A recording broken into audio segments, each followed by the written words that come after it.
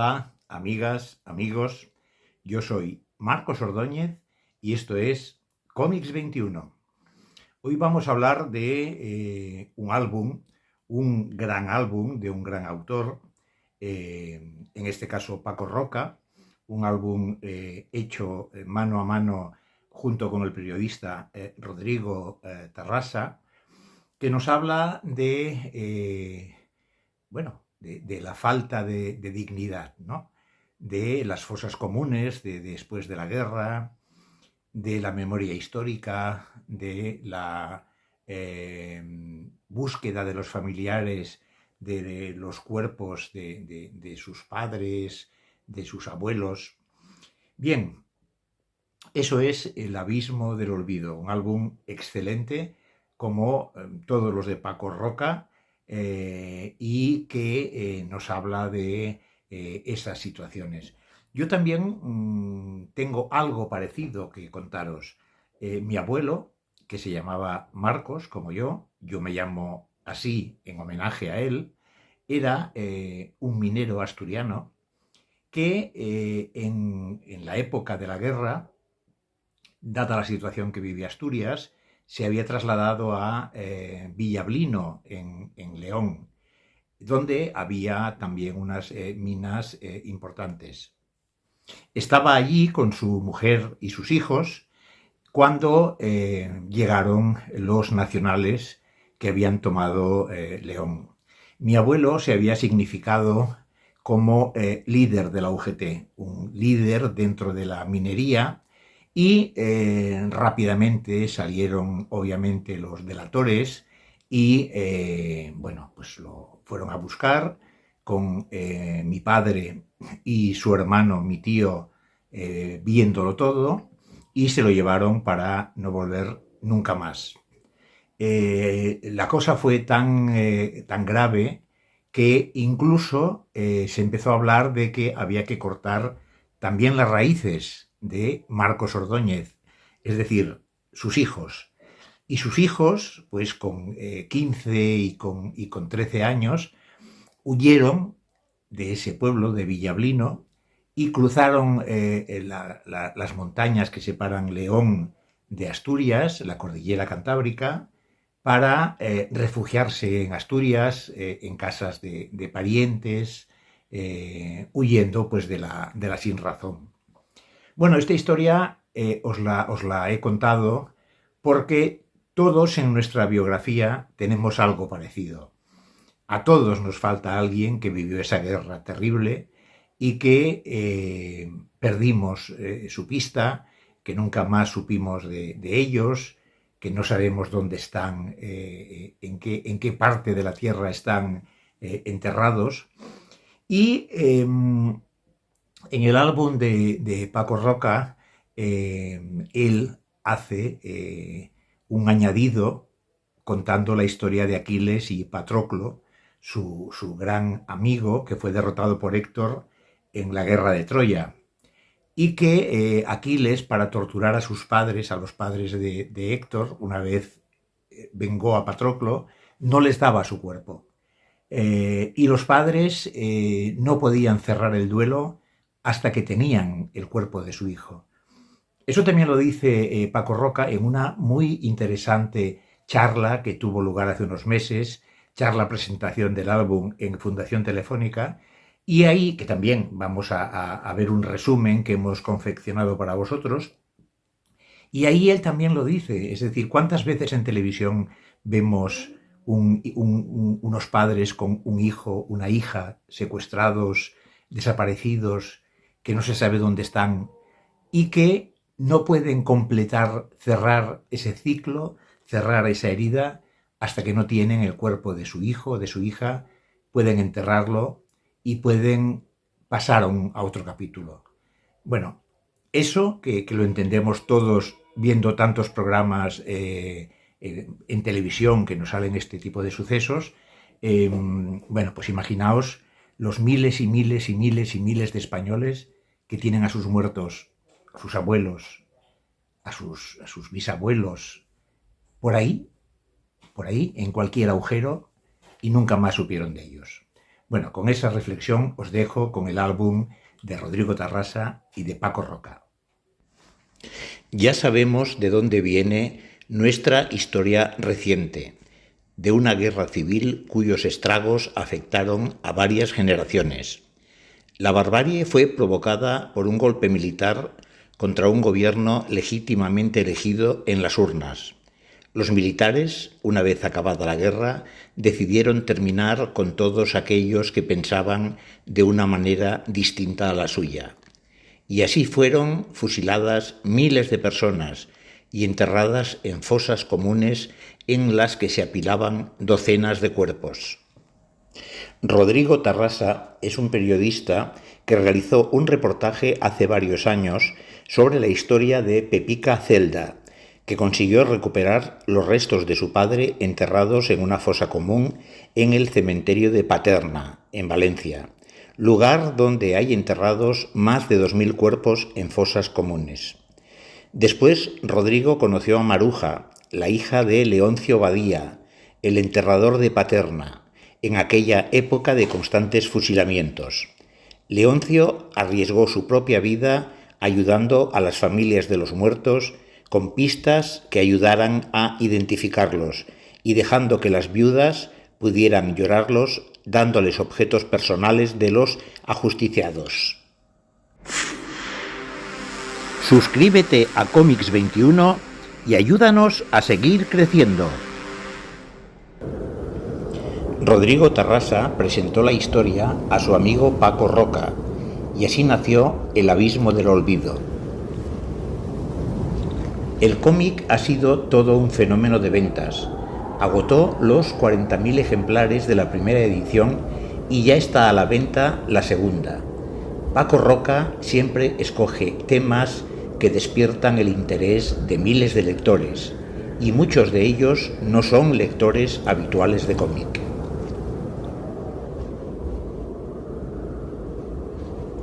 Paco Roca dilata el tiempo. Dedica muchas páginas a una sola acción que resulta enriquecida por la suma de todos sus detalles, como esta escena que ahora contemplamos.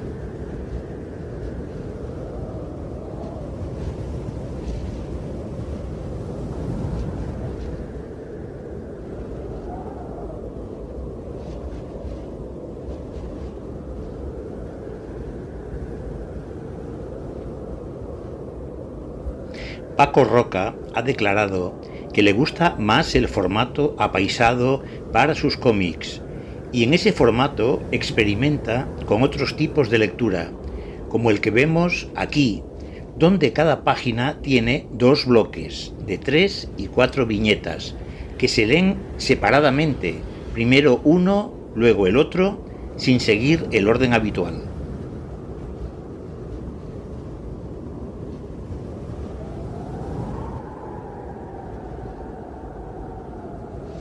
Paco Roca, con guiones propios o ajenos, siempre nos transmite historias apasionantes, con personajes de una sola pieza, por los que sentimos una gran empatía.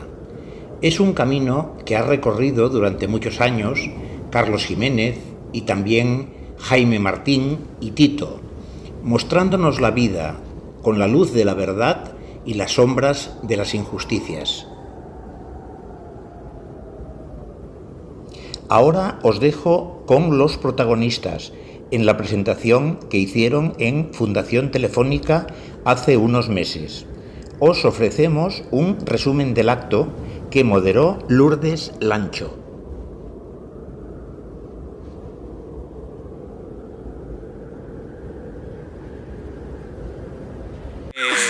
Esta historia empieza para mí en 2013, hace justo 10 años. Yo en 2013 conozco la historia de Pepica Celda, que es una señora que entonces tiene 80 años. Ella había conseguido la última subvención del gobierno entonces de Zapatero, con la Ley de Memoria Histórica de 2007, casi contrarreloj, porque justo se habían convocado elecciones y Mariano Rajoy prometió, una de las primeras cosas que prometió, que era por lo visto muy urgente, fue 0 euros para las fosas de la guerra, dijo. Entonces ella, prácticamente contrarreloj, y esto, ubícate una señora de 80 años enfrentándose a toda la administración del Estado muy poco predispuesta para este tipo de asuntos, consiguió exhumar la fosa donde ella estaba convencida que estaban los restos de su padre, que era en Paterna, donde hay más de 2.000 cuerpos enterrados en fosas comunes, porque aquello se considera el paredón de España y fusilaron a miles de personas en la guerra y en la posguerra. Entonces, bueno, ella estaba convencida del punto exacto en el que estaban los restos de su padre. Además, como había ido de generación en generación oyendo esta historia, entonces ella aseguraba que su padre estaba arriba del todo de una fosa muy profunda, que estaba dentro de un ataúd, y sabía el punto exacto en el que estaba. Finalmente, tras pelear muchísimo y pelearse una y otra vez contra el Ayuntamiento de Paterna, contra toda la administración, incluso contra otros familiares de víctimas de esa misma fosa, que entonces no estaban de acuerdo con que aquello se abriera, le decían que iba a destrozar los huesos y a acabar con todas las pruebas y que no podrían ir a La Haya y demás. Ella al final se empeñó, consiguió un proyecto arqueológico para abrir la fosa y, en efecto, aparecieron los huesos del que parecía ser su padre, y además aparecieron como unas misteriosas botellitas de farmacia en las que aparecían los nombres de algunos de los que fueron fusilados junto a su padre. Entonces yo recuerdo que en 2013 conté esa historia, me fui a casa de Pepica, además yo de forma muy precaria, yo solo hice las fotos, un vídeo y la entrevisté, me contó toda su historia y me dejó caer ella y los arqueólogos un poco esta historia de Leoncio, que a mí se me quedó como grabada. Yo pensé que era una historia alucinante, que hubiera un enterrador que aparecía como de actor secundario que se había dedicado a colocar estas botellitas, no se sabe muy bien por qué. Y yo estuve durante un tiempo buscando, estas cosas que al final el periódico te da para escribir unos párrafos y al día siguiente ya nadie lo lee. Y yo era lo típico que piensas, pues algún día cuando me echen del mundo, lo que sea, pues algún libro o una peli o algo con esta historia. Y no recuerdo muy bien, luego para cuando hice el epílogo del libro estuve rebuscando en el WhatsApp que tenemos, en nuestras conversaciones de WhatsApp, para ver cuándo fue la primera vez que yo le empecé a molestar con esta historia a Paco, y hemos calculado que más o menos fue hace 6 años, o sea, como claro. En 2017, pero esto que quede por escrito, probablemente de viva voz, almorzando algo, se lo diría varias veces más, pero sí. Yo tenía muy claro como desde el principio que había una historia y que era además muy, muy cinematográfica y que visualmente iba a funcionar seguro en un cómic de Paco. Entonces yo creo que la campaña de acoso y derribo a Paco para hacer esto fue como en 2017, más o menos. Y que conste que yo en realidad, ahora que ya he cobrado el adelanto y que Javi no nos oye, yo quería que lo hiciera él, solo. O sea, yo era en plan de, haz esto que va a funcionar muy bien y yo te echo una mano en lo que quieras, pero vamos, luego al final me ha liado él a mí. Yo el otro día le comentaba a Paco que yo hubiera ido a su casa y le hubiera echado la mano al cuello cuando escuchas en la radio que te han reventado la historia, que están sacando la historia de Leoncio, porque en el programa Vivir, en Vidas Enterradas, con Chicejudo, hizo la investigación y sacó la historia de Leoncio Badía Navarro. Bueno, sí, yo recuerdo cuando salió eso. ¡Qué rabia! Pero yo lo aproveché. Entonces él me dijo, ya nos lo han pisado, en plan de, nada, vamos a buscar otro tema. Y yo dije que al final, al contrario, o sea, nos daba el pie, ya teníamos la pista de quién nos iba a hablar de Leoncio, que era su hija, nos facilitó mucho la labor. Y aparte, es muy diferente el tratamiento de la historia que le das a través de los dibujos, de cómo la cuentas, ¿no? Claro, lo que intentamos también, y uno de los motivos, ¿no?, con los que me convenció Rodrigo, además de esa insistencia, era el conocer toda la información de primera mano, ¿no? El conocer a Pepica Celda, la hija de Pepe Celda, conocer a Maruja, la hija de Leoncio Badía, ¿no? Cuando conoces a esas personas y te empiezan a contar su vida, ¿no?, su experiencia y sus memorias, claro, ahí la cosa empieza a cambiar, ¿no? Empiezas a emocionarte con la historia, ¿no? Y para mí hacer cómics me sirve para comprender temas que me parecen interesantes, ¿no? Y el de las fosas, el de la memoria en general, como tú decías, me interesa, pero el de las fosas también, ¿no? El comprender por qué, ¿no? Porque yo, que no tengo creencias así religiosas, como tú bien decías antes, del más allá y demás, ¿no? Piensas el por qué, ¿no? Porque alguien decide, ¿no?, ese sacrificio durante tanto tiempo para sacar los huesos de un lugar y dejarlos en otro, ¿no? O sea, entender esto, la verdad es que cuando empiezas a hablar con Pepica y con otras familias, empiezas a entender, ¿no?, que va un poco unido con lo que tú hablabas antes de la Ilíada de Homero, ¿no? Entonces, por un lado, me interesaba comprender eso, ¿no? Comprender por qué era tan importante el hecho, ¿no?, de tener los huesos de un familiar fuera de esa fosa. Y por otro lado, lógicamente, ¿no?, la antítesis, digamos, ¿no?, el por qué hay gente que se opone a esto, ¿no? Que al final también, digamos que el tema de la memoria, una parte importante también es comprender el presente, ¿no? Mirar para atrás para comprender el presente, ¿no? Entonces también, ¿no?, el intentar comprender por qué a día de hoy, después de 80 años, sigue habiendo, ¿no?, esa especie de intentar acallar, ¿no?, a una parte de España, ¿no? A todas esas víctimas tanto de la guerra civil como del franquismo, ¿no? O sea, los mismos argumentos que casi que se utilizaban entonces se siguen oyendo ahora, ¿no? Entonces, intentar comprender estas dos partes, yo creo que fue lo que al final me convenció a hacerle caso por fin a Rodrigo y meterme con esta historia. Es que en alguna de las viñetas, uno de los muertos, de los enterrados en la fosa, dice: estuvimos esperando en silencio 40 años de dictadura, seguimos esperando en silencio 40 años de democracia, y a la que abren un cachito así de... Sí. Tú los haces salir, emerger, ¿no? Como Sí. por fin podemos hablar, ¿no? Claro, se trataba de eso, ¿no? De lo que hace el cómic y que en el fondo es lo que hace las exhumaciones y lo que hace, al fin y al cabo, la memoria, ¿no? Es recordar, como tú bien decías, ¿no? No solamente se fusiló y se enterró a toda esta gente en una fosa común, sino que también se enterró su memoria. O sea, fue una intención de eliminarlos de la historia, ¿no? A toda esa parte importante de la población española, ¿no? Entonces, el cómic lo que intenta es dar voz a toda esta gente, ¿no? Y al fin de cuentas es lo que hace una exhumación.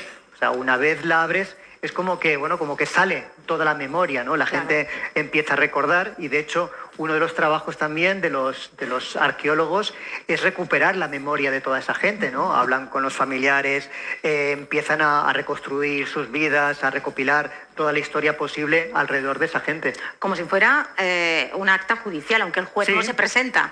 O sea, ellos dicen, en algún momento dicen, hacer una excavación a lo mejor de un yacimiento paleolítico, no tienes testigos evidentemente que se asomen a la fosa, ver cómo estás pasando el pincel o la brochita. Sí. Pero aquí tenemos a los familiares, y ellos lo anotan todo, levantan acta como si fuese casi un... Sí, es decir, esto que eran documento los judicial. primeros testigos de un crimen que se cometió hace 80 años y que de repente abren y tienen que reconstruir un poco como en plan CSI todo lo que ocurrió hace tantísimos años. Y luego, además, si lo ves, nosotros, te iba a decir la suerte, no sé si la suerte, porque ojalá ya no quedaran fosas, pero nosotros pudimos ver varias exhumaciones durante todo el trabajo de documentación del cómic, y es increíble. O sea, asomarte a una fosa común, y es una de las cosas más impactantes que he visto en mi vida, porque además, claro, te imaginas en un ataúd o en un cementerio un cuerpo individual, pero no un amasijo de cuerpos entremezclados, y son capaces de ellos separar huesos unos de otros, entender causas de la muerte, es una cosa asombrosa, y luego después reconstruirlo sobre una mesa como si fuera un puzzle, es una cosa alucinante. Y luego también eso, ¿no? Lo que hablamos también en el cómic, ¿no? De todos esos objetos que acompañan, ¿no? a los cuerpos, Claro, ¿no? claro. Un cinturón que igual reconoce a alguien, pues lo que hablamos, una cuerda que es con la que medía los pies de su hija. O sea, también te das cuenta al final con estas exhumaciones y el trabajo que hacen los antropólogos, los arqueólogos, es que, claro, todos esos cuerpos tienen una vida, y es lo que también intentamos contar en el cómic. O sea, lógicamente lo sabemos, ¿no? Pero muchas veces es como, bueno, 200 personas en esta fosa, ¿no? En la fosa 126, que es la que centramos esta historia, ¿no? Pero muchas veces no deja de ser más que un número, ¿no? 200 personas te puede parecer mucho, ¿no? Pero 200 personas con sus vidas, ¿no? Y uno pues llevaba un lápiz con el que escribió la carta de despedida, el otro pues podía llevar, yo qué sé, un silbato que había hecho con un hueso para su familia. Digamos que eso lo convierte a todo, como tú bien decías, ¿no? En algo que para los arqueólogos es muy emotivo, ¿no? No es lo mismo que un yacimiento íbero o romano, Claro. lo que sea, que está carente, ¿no? de ese contacto. Y luego, por otro lado, tienes a las familias, ¿no? Que las familias, claro, están como muy presentes durante todo el tiempo de la exhumación. ¿Qué dice de nosotros como país, como sociedad, que no tengamos muertos pendientes de enterrar? Que no enterremos bien a nuestros muertos, porque hay gente que se opone diciendo que es remover el pasado y tal, pero es que no es remover el pasado, es volver a ese pasado y restablecer, restañar esas heridas o esa... Sí. Desde luego yo creo que que la única manera de cerrar heridas es así. O sea, quiero decir, la única manera que ha tenido Pepica Celda de cerrar su herida es recuperando los huesos de su padre. Y antes lo decíamos, esta fosa, la fosa 126, que es una de las más grandes de Paterna, de las más grandes de toda España, había como 200 cuerpos por debajo del cuerpo del padre de Pepica Celda. Hoy en día está vacía ya. afortunadamente, y gracias sobre todo al ejemplo de Pepica. Y no ha pasado nada. O sea, no ha habido manifestaciones en Valencia, ni ha habido conflicto en la calle, ni ha pasado absolutamente nada. Sencillamente que ellos sí han podido cerrar sus heridas. Entonces, yo creo que es un lenguaje muy pervertido desde el discurso político, pero que a pie de calle yo no creo que genere ningún tipo de conflicto, y no creo que haya nadie. Creo que uno de los grandes triunfos del cómic es que si tú lo lees y escuchas a Pepica Celda, si la gente aquí la pudiera escuchar ahora mismo, que ya está perfectamente y además cuenta su historia a las mil maravillas, es imposible que tú escuches a Pepica Celda y pienses que esta señora quiere tumbar un gobierno, o que quiere, no sé, vengarse de alguien, o que tiene ningún ánimo de revancha. Ya te lo explica, que lo único que ella quiere es recuperar los huesos de su padre y enterrarlo junto a los de su madre, y poder llevar unas flores el Día de Todos los Santos. Entonces yo creo que por eso que es un discurso puramente humano y muy poco politizado, muy poco revanchista. Es lo que estaba pensando, que esta es una historia de humanidad, porque estamos hablando de el enterrador de Paterna, este señor que se ve forzado a aceptar este trabajo de enterrador. Le dijeron: Rojillo, si quieres un trabajo, pues ahí lo tienes, vas a enterrar a los tuyos. Entonces a él le entregaban a esos muertos casi como alimañas, y él les daba esa dignidad de persona, los ponía bien, los documentaba. Sí. O sea, fíjate que en un momento como el que estamos viviendo ahora, donde hay una falta de humanidad en las guerras que estamos viviendo, incluso en el discurso político, como la dignidad de este hombre que hace lo que debe, a pesar del miedo, claro, y que se la está jugando. Sí, Hace Hace lo una cosa correcto. superbásica. De hecho, Hace lo Leoncio, correcto. sí. De hecho, Leoncio, claro, es el héroe de la historia, pero lo que hace es lo que creo que haríamos cualquiera en circunstancias normales. Lo que pasa es que sus circunstancias no eran las normales, pero lo único que hace es tratar a los muertos con dignidad. O sea, que todas estas, lo que se les, digamos, el gran crimen de todo esto es que tanto a las viudas como a las madres, como a las familias de los fusilados, se les prohibió dos cosas que son importantísimas en el ser humano, y es lo que intentamos también contar en el cómic, ¿no? Que por un lado es el dar un entierro digno, por un respeto al muerto, y por otro lado el tener una despedida de ese ser querido, ¿no? Un ritual que nos ayude a pasar página, ¿no? Y Hacer el duelo. El duelo, y estas dos cosas que, como decías, ¿no? Está presente en historias clásicas, que está presente en todo tipo de enterramientos, desde que el ser humano es consciente de que la muerte es el final o el principio de otras cosas, lo tenemos presente, y es algo que hablábamos también de ello, que a día de hoy lo vemos cuando de repente, yo qué sé, hay un asesinato y los familiares, hasta que no aparece el cuerpo, aun sabiendo que están muertos, no pueden pasar página. Necesitan localizar a su hijo, a su hija, a quien sea, para dar por cerrado ese capítulo, ¿no? Y cuando se niega ese tipo de cosas, hay un trauma social, o lo vimos en la pandemia también, ¿no? Con todas las familias que no pudieron despedirse de su ser querido, ¿no? Estábamos confinados y su familiar un día estaba vivo y después estaba incinerado, y todo eso yo creo que crea un trauma social, y con eso nos damos cuenta de que lo que pide Pepica y piden el resto de familias es algo totalmente humano. Y cuando quitas, como decía Rodrigo, todo ese ruido político, o sea, no entiendes muy bien dónde está el problema. O sea, hay que ser muy canalla o muy mala persona para estar en contra de eso, ¿no? De que Pepica pueda recuperar los huesos de su padre, porque se lo prometió a su madre. Su madre le dijo: cuando yo esté muerta, por favor, consigue sacar los huesos de tu padre para que estén conmigo, ¿no? Y ella se ha pasado toda la vida intentando cumplir ese deseo, y como ella, miles de familias, ¿no? Entonces no entiendes dónde está ese problema. Te decía que es un poco frustrante eso, ver que en realidad mucho de ese discurso ha triunfado, y que, por ejemplo, Pepica, lo que te decía al principio, a mí me sorprendió. Hay muchísimas cosas que haciendo el cómic me han sorprendido. Por ejemplo, cuando Pepica nos dice que el primer obstáculo contra el que ella tropieza es las propias familias de las otras víctimas de esa misma fosa, que yo creo que es fruto de la desinformación más absoluta. Ellos pensaban que eso era un disparate, abrir la fosa, y que iba a acabar con las pruebas o con lo que fuera. Y después, incluso a nivel de documentación, un poco la primera fase del cómic fue de pura documentación periodística y tal, y era muy complicado, porque de repente, o sea, era muy frustrante. Decíamos, no podemos contar esta historia porque es que no sabemos cuántas fosas hay en España, cuántos... No, la horquilla era enorme. Eran unas horquillas que daba vergüenza ponerlas. Era en plan, de estos no se lo han currado nada, porque es imposible que no sepan exactamente cuántas víctimas hay, cuántos desaparecidos, cuántas fosas quedan por exhumar.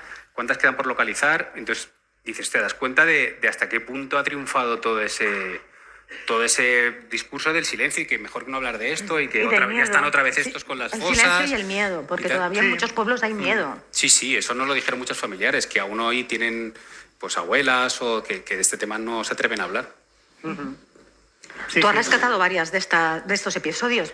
Yo recuerdo que en España, por ejemplo, no sabíamos que, bueno, por lo menos la gran mayoría, que había habido españoles en los campos de concentración. Claro. Hasta que Montserrat Roig escribió el libro, hasta que empezaron historiadores a publicar. Sí. Y a saber testimonios. Es que el testimonio de un fotógrafo español permitió muchas condenas en Nuremberg. Las fotografías que hizo Frances Bosch, claro, por ejemplo. Claro, es que hemos tenido como 40 años de dictadura en la que hasta la exageración se ha creado una memoria, ¿no?, de los vencedores, ¿no?, con placas por las calles, homenajes, convertirlos en mártires, ayudas a las familias, todo esto, ¿no?, durante 40 años de dictadura. Y llega la democracia, que es la oportunidad, ¿no?, para dejar hablar ahora, ¿no?, a esa otra España, claro, que fue víctima, ¿no?, de todo esto, ¿no? Y entonces cuando toca hablar a todos ellos, no habléis porque esto va a abrir heridas, ¿no? O sea, los tienes callados durante 40 años de dictadura y una vez tienen la oportunidad, ¿no?, de poder expresarse, de poder hablar de todo lo que sufrieron, de poder contar esa otra visión de la historia, de poder conocer todos esos detalles. Es cuando esto no. Hay víctimas de más o menos que ya no se mueven, sino que están ahí, que fueron las del bando franquista, digamos, y las otras parece que no puedes reivindicarlas de una forma oficial. A todos los que murieron en campos de concentración, que murieron en la Segunda Guerra Mundial luchando por las democracias, las que tenemos en España, digamos que esas víctimas es como que esas nunca hay un consenso, ¿no? Que sería muy fácil llegar a todos a un acuerdo político, ¿no? De todos al final son víctimas. Total. Vamos a reconocerlo. Y también es uno de los problemas, ¿no?, y con lo que nos hemos encontrado también a la hora de hacer el cómic, ¿no?, que hay un posicionamiento al final político detrás de todo esto, ¿no? O sea, en las exhumaciones nunca se presentan determinados partidos políticos y acaban estando solamente unos partidos que sabemos cuáles son y otros no aparecen por allí. O sea, eso es una normalidad también. O sea, no estar allí, en cierta forma, es como blanquear los crímenes, sí, blanquear el asesinato y dar la espalda, ¿no?, a toda esa España que sufrió una represión durante una dictadura. Si eres demócrata, deberías de estar a favor de cualquier víctima de este tipo, pero aquí todavía no. Pero, y es verdad, una cosa que decir, o sea, yo sí que tengo la sensación, lo que tú decías, Lourdes, es un poco lo que te decía, de que ha calado ese mensaje, ¿no? Y que no parece que a nivel social... Yo no creo que genere ningún conflicto abrir una fosa, pero tampoco genera ninguna indignación que las fosas estén todavía. Yo hace unos días leía que aquí en Monte Carmelo, en Madrid, hay un terreno que se había proyectado un cantón de limpieza o no sé qué, y de repente los vecinos se han movilizado porque no quieren tener ahí contenedores de basura y camiones y demás, y ha aparecido como de fondo una voz de una asociación de memoria histórica diciendo que es que debajo de ese terreno hay 415 cuerpos de brigadistas. Y dices, hostia, ¿cómo es posible que hoy todavía esté eso ahí y se haya proyectado ahí hacer algo y nadie haya preguntado, nadie haya hecho una cata o algo? Y los vecinos se manifiestan, pero no porque consideren que es una barbaridad que haya 400 cuerpos ahí, sino porque no quieren la basura cerca de sus casas.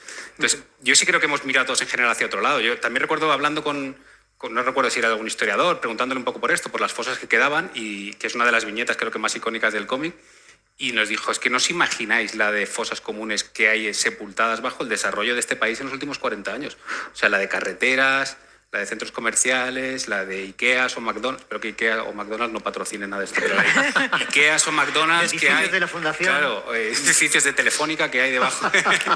No, pero que dices, o sea, yo jamás había pensado eso. Y dices, claro, la de autopistas, carreteras que se han construido sobre cunetas, debajo de las cuales puede haber cientos y cientos de cuerpos en este país, y a nadie parece que eso le afecte demasiado. Claro, aquí tenemos dos temas, ¿no? O sea, por un lado está todos esos desaparecidos, que como dice Rodrigo ya es muy difícil, ha pasado demasiado tiempo como para que podamos localizar todas esas fosas, pero también la gran aberración es que hay muchas, o sea, una gran cantidad, miles de fosas en España que están localizadas y que no se abren, ¿no? Digamos que esa es la gran anormalidad y que solamente, de nuevo, ocurre con las víctimas de del franquismo. O sea, si supiésemos, yo qué sé, que un asesino en serie ha matado a 100 personas y las ha enterrado en una fosa, Claro, a nadie se le ocurriría dejarlo ahí. Nadie diría, hombre, no removamos a los muertos, dejémoslos ahí, que descansen en paz, ¿no? Tendríamos una dignidad con esa gente y la sacaríamos y se la devolveríamos a sus familias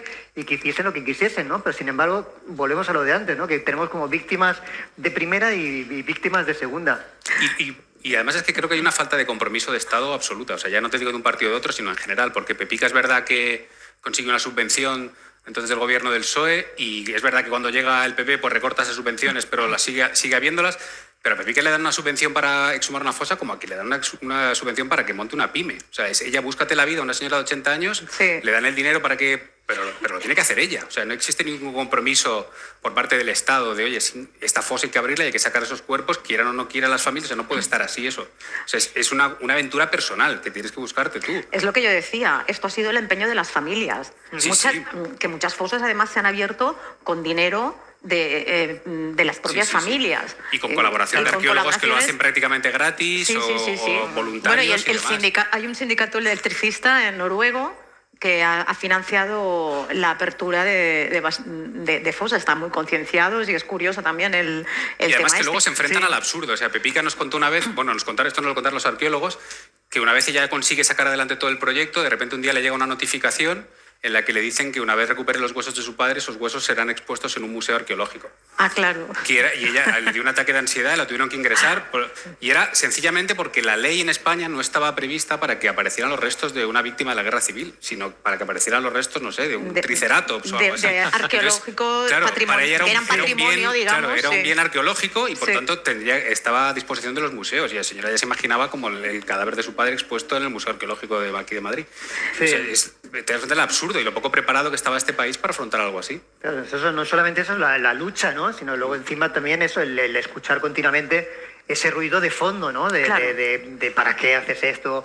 ¿Por qué remueves? Sí, ¿Qué quieres o buscas con al abuelo esto? cuando te dan la paguita, cuando te dan la subvención. La familia solo se acuerda del abuelo cuando hay la subvención. Es que es muy ofensivo. A lo mejor debería haber un poco la voluntad también, no sé, ¿eh? Estoy pensando que me sorprendió gratamente, pero nunca he visto al jefe del Estado en ningún acto de homenaje a nada relacionado con la República. En cambio, cuando se homenajeó a la 9 en París, que es bonito, o sea que me gustó, lo que debería ser. Es que me gustó que fuera y me gustaría que fuera a visitar la tumba del presidente Azaña, a rendirle homenaje y todo, eso es lo que toca. Claro, pero sin embargo luego, o sea, hablas de la inauguración del jardín sí, en París, a instancias de Anne Hidalgo de la 9. Sin embargo, en Madrid la alcaldesa también, ¿no? Carmena, inauguró un jardín y ahí no fueron. Es verdad. O sea, sí. Es curioso. Sí, por eso, pero que esto zanjaría quizá a lo mejor muchas... Sí, decir, pero oye, yo pues creo mira, que, ¿no? Eran... que todo este ruido político se podría acabar muy rápido. O sea, en el momento en el que, digamos que los partidos, bueno, los de ultraderecha es imposible, pero los partidos de centro o derecha, como se llaman, estuviesen presentes en una exhumación y apoyasen a las víctimas, eso dejaría de ser algo político, porque ya no daría votos a la izquierda y se zanjaría para siempre el tema, ¿no? Pero parece que no, que cada uno se posiciona en su lado buscando, ¿no? Y es curioso también porque continuamente se está criticando al cine, a las novelas, a los cómics, ¿no? Una historia sobre la guerra civil, sobre el franquismo y demás, ya está bien, ¿no? Pasar página.